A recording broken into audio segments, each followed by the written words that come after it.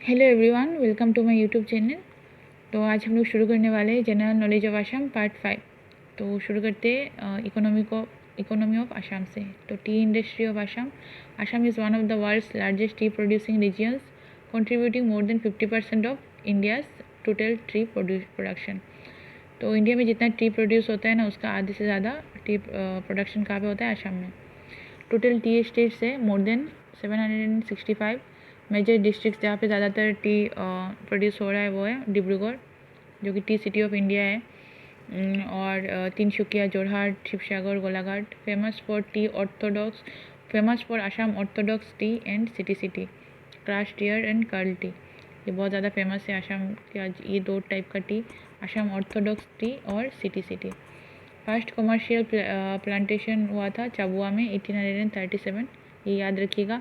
Assam T auction centre है गुवाहाटी में, establish in 1970। Date और प्लेस दोनों याद रखिएगा। Assam is a geographical indication tag for T. T tribe community comprises 20% of Assam's population.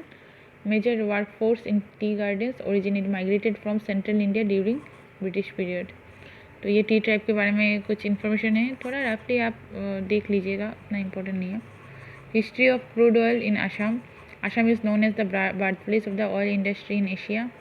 Digboi के बारे में हम सबको पता है। फर्स्ट ऑयल वेल कौन से ईयर में इस्टेब्लिश हुआ था? 1889। First oil refinery in Asia कौन से ईयर में हुआ था? 1901। डिगबॉय रिफाइनरी, बचपन से हम लोग ये सब पढ़ते आ रहे हैं।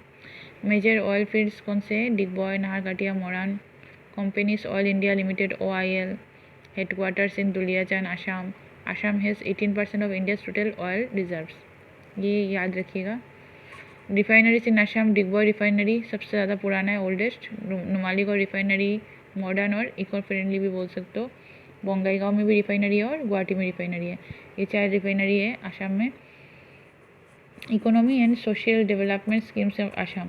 Assam's economy is primarily agriculture based, with growing industrial and service sectors. State GSDP कितना है? 5.67 लाख करोड़ एस्टिमेटेड। पर कैपिटल इनकम कितना है? 96,000 अकॉर्डिंग टू 2023 to 24 डाटा। इसके बाद की डेवलपमेंट स्कीम क्या क्या है? अरुणोदय स्कीम, मैक्सिमम लोगों को पता ही है स्कीम के बारे में, फाइनेंशियल असिस्टेंट टू वुमेन है। इसके बाद है Assam Mala, road infrastructure related. Mukhyamantri Atmanirbhar Assam, ये है youth employment related. Abhinandan scheme, education loan subsidy. Gyan Deepika, text book and uniform assistance. इसके बाद है one district one product, promoting local product. Agriculture and livestock of Assam. About 70% of Assam's population is dependent on agriculture. Major crop कौन कौन से? Paddy, mustard, jute, sugar cane, vegetables, potato, tomato, cabbage, brinjal. Life stock कौन कौन से? Cattle, pigs, goats, poultry. Dairy sector is growing with Purabi dairy support. Assam livestock development agency promoting animal husbandry. Agro climatic condition, fertile alluvial soil है, ये याद रखिएगा। आसाम का अगर soil का टाइप पूछे तो fertile alluvial soil. Heavy rainfall supports rice and horticulture. Organic farming zones in hill districts. Industry and industrial growth. Assam is focusing on industrialization through Act East policy and Northeast Industrial Development Scheme. Major industry है tea, oil and gas, cement.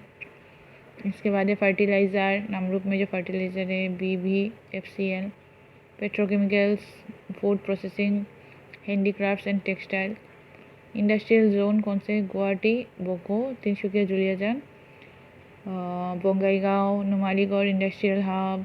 MSME parks under development, अभी तक पूरा complete नहीं हुआ है, under development.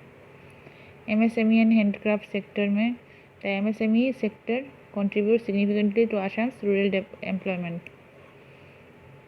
Famous handicrafts कौन कौन से हैं? Bamboo and cane products, bell metal crafts, छोटेबाड़ी, याद रखिएगा बेल मेटल मतलब फेमस कहाँ का है? छोटेबाड़ी का, ये भी बहुत इंपॉर्टेंट क्वेश्चन है। पोट्री, धुबरी के लिए, धुबरी का पोट्री बहुत फेमस है। एसामिस में silk, muga, eri, gamusa weaving, mask making, Majuli mask making के लिए बहुत फेमस है, याद रखिएगा। Government schemes supporting MSME, PMEGP, Mudra Yojana, इसके बाद Assam startup policy, financial aid from DICCN KBIC। तो एमई बेसिकली क्या है ये आपको अच्छे से समझना है और उसके अंडर में क्या क्या आता है वो अच्छे से समझ लेना है।